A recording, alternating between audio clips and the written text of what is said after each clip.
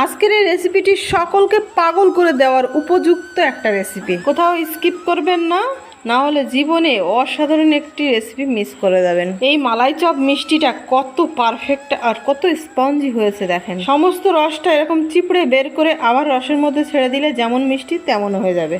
একদম জালিদার স্পঞ্জি এইরকম পারফেক্ট মালাই চপ মিষ্টি বানানোর জন্য বেশি কোনো খরচা লাগবে না। মাত্র 10 টাকার গুঁড়ো দুধের প্যাকেট দিয়ে আমি আজকের এই মিষ্টিটা বানালাম। তো বন্ধুরা, আমি হলাম মালা আর আপনাদের সকলকে অনেক অনেক স্বাগত মালা রান্নাবান্নায়। তাহলে চলুন আজকের ভিডিওটি শুরু করি।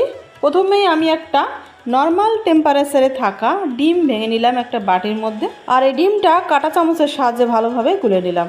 এবার আমি 10 টাকা দামের গুঁড়ো দুধের প্যাকেট নিয়ে নিলাম। আমি 2টো প্যাকেট নিয়েছি, আপনারা একটু বেশি করেই বানাবেন, না হলে কিন্তু পোষাবে না, আগের থেকেই বলে রাখছি। রেসিপিটি প্রথমবারে পারফেক্ট বানানোর জন্য মেপে নেওয়ার প্রয়োজন আছে, সে কারণে আমি একটা কাপে মেপে নিলাম। আর আমার আধা কাপ দুধ হয়েছে, আর এই আধা কাপ দুধেতে কিন্তু একটা ডিম খাটবে না। আমি এই ডিম থেকে অর্ধেকটা দুধের মধ্যে ঢেলে দিলাম। গুঁড়ো দুধ এবং ডিমটাকে ভালোভাবে হাত দিয়ে মিশিয়ে আমি 10 মিনিটের জন্য রেস্টে রেখে দেবো। আর এটা এখন এরকম দেখাচ্ছে লিকুইডের মতন, কিন্তু 10 মিনিট রেস্টের পরে এটা কিন্তু একদম পারফেক্ট পজিশনে চলে আসবে। মোটামুটি 10-12 মিনিট হয়ে গেছে। আমি এবার ঢাকা দেওয়ার পাত্রটি সরিয়ে হাতে সামান্য একটু ঘি মেখে নিলাম। এবারে একটা চা চামচের মাপ করে 1 চামচ নিয়ে আমি প্রথমে গোল করব, তারপরে হালকা হাতে প্রেস করে এটা হালকা চ্যাপটা শেপ দিয়ে দেবো, মানে মালাই চপের আকার দিয়ে দেবো।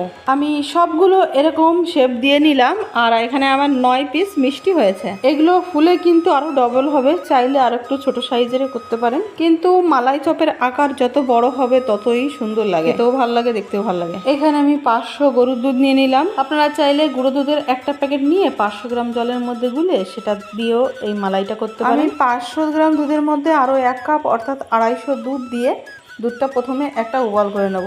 2টো এলাচ ফাটিয়ে দিয়ে দিলাম। দুধটা কিন্তু খুব ভালোভাবে উতরে গেছে। আমি এই মুহূর্তে মিষ্টির শেপগুলো একে একে দিয়ে দিলাম দুধের মধ্যে। এই মিষ্টিটা আমি গ্যাসের ফ্লেম মিডিয়াম টু হাই এর মধ্যে রেখে 10 থেকে 12 মিনিট রান্না করেছি। আর এর মাঝে কোনো রকম কিন্তু জাল কমানো বাড়ানো যাবে না। মিষ্টিটা 5 মিনিট রান্না করার পরে এটা 50% মতো কিন্তু কুক হয়ে যাবে। সেই মুহূর্তে পরিমাণ মতন চিনি দিয়ে দিতে হবে। আমি এখানে 1/4 কাপ চিনি দিলাম। আপনারা চাইলে চিনির পরিমাণটা আর একটু বাড়িয়ে দিতে পারেন। আর অবশ্যই ঢাকনাটা ঢেকেই কিন্তু এই মিষ্টিটা জাল করতে হবে। আর এই মিষ্টির সাইজটা দেখেন কত বড় হয়ে গেছে পরিমাণে, আশা করি দেখে বুঝতে পারছেন।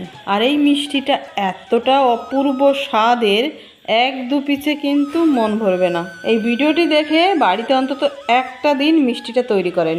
মিষ্টির দোকান থেকে মিষ্টি কিনে খাওয়ার কথা ভুলে যাবেন। আর এই সাইজের মালাই চপ মিষ্টি দোকানে এক পিস কমসে কম 20 টাকা পড়বে। আমি যেখানে আছি এইখানের বাজারে এই মালাই চপ মিষ্টির দাম, মানে প্রতি পিস মিষ্টির দাম 20 টাকা করে। আর সেই হিসাব করে মাত্র 20 টাকার গুঁড়ো দুধে যদি এতগুলো মিষ্টি বানানো যায় তাহলে কতটা ভালো হয় বলুন তো। আর এই মিষ্টিটা যেদিন বানাবেন সেদিন খাবেন না, মানে আজকে ধরো বানালেন 6 ঘন্টা, মিনিমাম 6 ঘন্টার জন্য ফ্রিজে রেখে তারপরে মিষ্টিটা কিন্তু পরিবেশন করবেন। আর যখন খাবেন একদমই অমৃত লাগবে। তো আমি যেহেতু ভিডিও বানাচ্ছি অত সময় আমি রেস্টে রাখলাম না, তার আগেই আমি এই যে মাঝখান দিয়ে একটু মানে কেটে দেখাচ্ছি যে এর ভিতরটা দেখেন কতটা রসালো হয়েছে।